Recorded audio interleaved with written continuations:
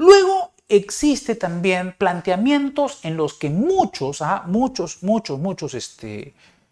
penalistas en nuestro país utilizan también, se utiliza muchísimo, ¿no? El funcionalismo, la teoría del funcionalismo, ¿no? Que son planteamientos políticos criminales, como vamos a ver a continuación. Esta teoría, digamos que se forma en la década de los 60, ¿ya? Allí existe un vuelco importante en la teoría penal, se dejan de lado las posiciones basadas en categorías ontológicas como la causalidad, finalidad, libre albedrío. Es más, estas condiciones o categorías son cuestionadas incluso. Se cuestiona si es que efectivamente existe libre albedrío, si existe efectivamente finalidad, la causalidad sobre todo se cuestiona bastante, ¿no? Si es que toda condición es causa, etcétera, etcétera. ¿Ok?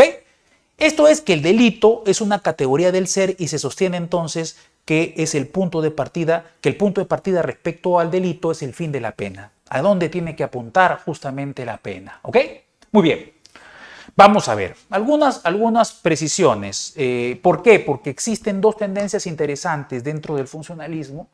Una defendida por Roxin, por el profesor Roxin, y el otro por el profesor Gunther Jacobs. Vamos a ver lo que dice el profesor Klaus Roxin. Dice, la formación del sistema jurídico penal no puede vincularse a realidades ontológicas previas, acción, causalidad, estructura lógica reales. ¿Ya ven? Cuestionamiento a esas categorías. Sino que única y exclusivamente puede guiarse por la finalidad del derecho penal. El mencionado autor quiere una unidad sistemática entre derecho penal y política criminal. O sea, quiere que se base justamente el derecho penal en la política criminal, ¿no? Relacionada el derecho penal muy íntimamente con la política criminal. ¿Ok? Bueno, eso es bastante difícil y hemos indicado en sesiones anteriores que en nuestro país por lo menos es bastante difícil, teniendo en consideración que por lo menos no hay una política criminal clara, pero existe política criminal en algunas decisiones y eso hay que entenderlo también, ¿no? Por ejemplo, artículo 208 del Código Penal, la excusa absolutoria, que no hay sanción penal por hurtos, apropiaciones, defraudaciones o daños. No hay sanción penal sin perjuicio de la reparación civil, artículo 208 del Código Penal, entre ascendientes, descendientes, cónyuges, convivientes, el consorte viudo respecto a los bienes de su difunto cónyuge si es que no ha pasado a poder de terceros, o hermanos y cuñados si viviesen juntos. Es una decisión de política criminal. El derecho penal o el legislador considera que no podría existir un proceso penal o una sanción penal en esos casos, cuando están vinculados, por cuestión de política criminal, cuando están vinculadas a la familia. ¿Por qué? Porque un proceso penal podría destruir a la propia familia, ¿o no? Y recuerden ustedes que la familia es un bien jurídico protegido por el derecho penal. Hay delitos contra la familia, ¿no? Es un bien jurídico protegido. Entonces sería una contradicción que se permita que entre ámbito familiar se puedan, miren ustedes, denunciar, se puedan instaurar procesos judiciales, ¿no? Es una medida de política criminal. En todo caso, el legislador lo que dice es, los trapos sucios se lavan en casa. No hay sanción penal, pero, ojo, sin perjuicio de una reparación civil. No interviene el derecho penal sancionando penalmente, pero sí en el ámbito civil sí tendría que haber por lo menos un pronunciamiento de parte del juez. ¿Ok? Bien, es un ejemplo respecto a la política criminal que vemos algunas normas por ahí dando vueltas de política criminal. ¿Ok? Jacobs, ¿qué dice Gunther Jacobs? Dice, cuando se violan las normas jurídicas se produce una decepción que exige la reafirmación de las expectativas defraudadas y congruentemente con ello considera que el fin del derecho penal es la estabilización de las normas en el referido sistema. De manera que la imputación derivará de la infracción de la norma en cuanto que infracción de las expectativas sociales. Bueno, Jacobs señala de que el delito es la defraudación de expectativas sociales, ¿no? Y cuando una persona comete un delito está defraudando prácticamente la expectativa que tiene la sociedad respecto a una persona cuando realiza un rol determinado. Entonces, esta persona al momento de realizar un rol determinado, bueno, tiene que cumplir con ese rol. Si la persona cumple definitivamente con ese rol, pues no será sancionado penalmente.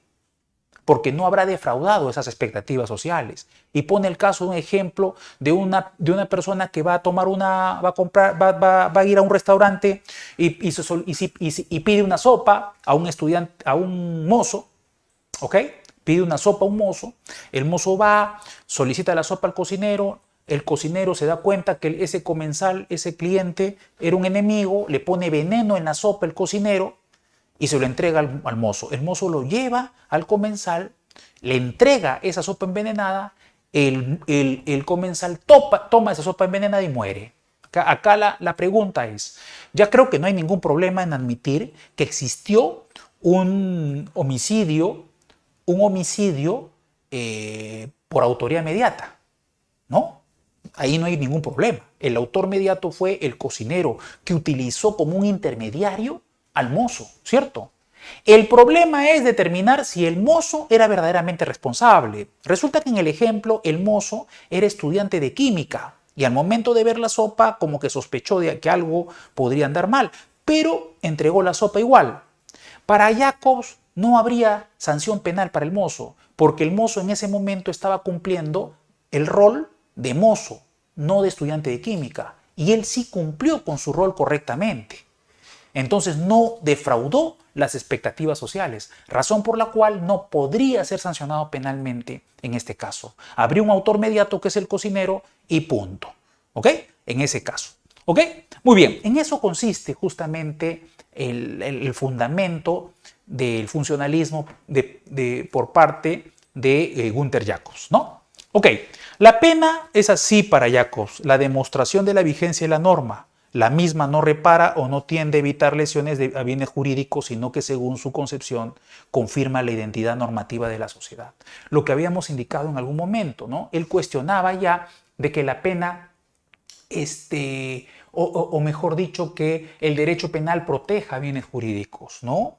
Lo que protege es la vigencia justamente de la norma como lo indicaba Jacobs y como habíamos señalado en una sesión anterior, ¿ok? Muy bien, entonces partimos de dos posiciones. El denominado funcionalismo moderado de Roxin y el denominado funcionalismo sociológico o radical de Jacobs, ¿no? Vamos a ver, el funcionalismo moderado reconoce los elementos del delito propuestos por el finalismo. Incluso existe una relación muy interesante del finalismo, porque parte también del finalismo, ¿no? Como teoría. O sea, reconoce la tipicidad, antijuricidad, culpabilidad, que son los elementos del delito que también conocemos, pero con una orientación político-criminal. Sustituye la categoría lógica de la causalidad por la realización de un peligro, miren ustedes, del fin, de protección de la norma. Y efectivamente, ya entiende que la causalidad no es el fundamento del ilícito penal, ¿no? Sino que lo que es el fundamento es la realización de un peligro dentro del fin de protección de la norma. Primero señala que tiene que determinar el fin de protección de la norma. ¿Cuál es el fin de la protección de la norma? Y solamente se tendría que sancionar todo lo que está dentro del fin de protección de la norma. Y además, el peligro que se puede generar, pues en esa época ya se entendía, ya con copia, dicho sea de paso, del derecho civil, se entendía que la sociedad era una sociedad de riesgos. Era una sociedad de riesgos. Y como era una sociedad de riesgos, sobre todo con la utilización cada vez en mayor medida de los vehículos automotores, se entendía de que podrían existir riesgos jurídicamente aceptados, ¿no? Riesgos adecuados socialmente, lo que Welsel denominaba adecuación social, conductas adecuadas socialmente, que no podrían ser delictivas, ¿no? Y que luego se convirtió en el concepto dentro de la imputación objetiva de riesgo permitido, porque se acepta que dentro de la sociedad de riesgos existen riesgos que son permitidos. Por ejemplo, utilizar vehículos es un riesgo permitido. Si una persona maneja con un vehículo con todo el cuidado y de repente se le cruza un peatón imprudente, lo atropella y lo mata, no tendría que haber sanción penal, porque es un riesgo permitido. Más bien cuando la persona incrementa el riesgo, ahí es donde tiene que ser sancionado. Por ejemplo, la persona maneja en estado de ebriedad. Por ejemplo, la persona maneja excediéndose en velocidad.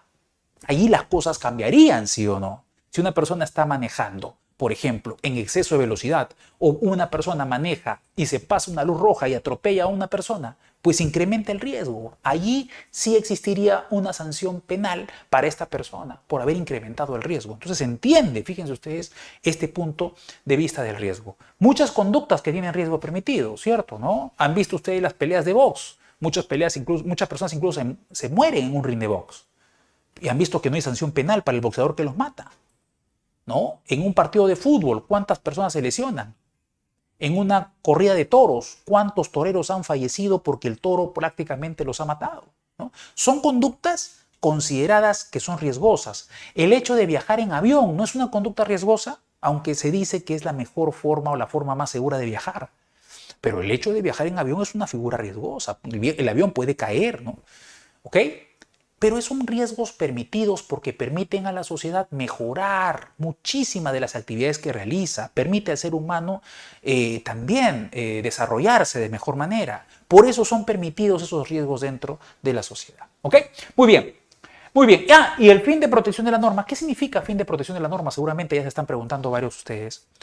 El fin de protección de la norma significa que tiene que estar sancionado todo lo que está dentro del ámbito normativo. Por ejemplo, hace unos años atrás, la primera vez que se utiliza este concepto, la teoría del fin de protección de la norma, dentro del ámbito de la imputación objetiva. Una señora manejaba un vehículo, fíjense ustedes, manejaba un vehículo en exceso de velocidad, atropella a un peatón, el peatón lo llevan al hospital y en el hospital le dan de comer y se atraganta con un pedazo de carne de una sopa y se muere. Miren ustedes, se aloja ese pedazo de carne en los pulmones y muere. Fíjense, ¿ah? Entonces la pregunta que en ese momento se hacían era, ¿se debería sancionar a la señora por las lesiones producidas con el atropellamiento o por la muerte? Si estábamos en el causalismo, pues podríamos decir, bueno, en el causalismo, bueno, efectivamente, el atropellar generó el nexo causal con la muerte. Porque si no lo hubiese atropellado, no hubiera llegado al hospital, no hubiera tomado esa sopa, no se hubiera atragantado, no hubiera muerto, ¿no? Pero eso ya es, como ustedes ven, ya ha sido prácticamente dejado atrás por teorías nuevas. Entonces, lo que se señaló es que todo lo que se tenga que sancionar tiene que estar relacionado al fin de protección de la norma. El hecho de que una persona muera atragantada en un hospital no tiene una relación desde un punto de vista del fin de protección de la norma relacionada con un accidente de tránsito producido por una conductora irresponsable o una conductora imprudente.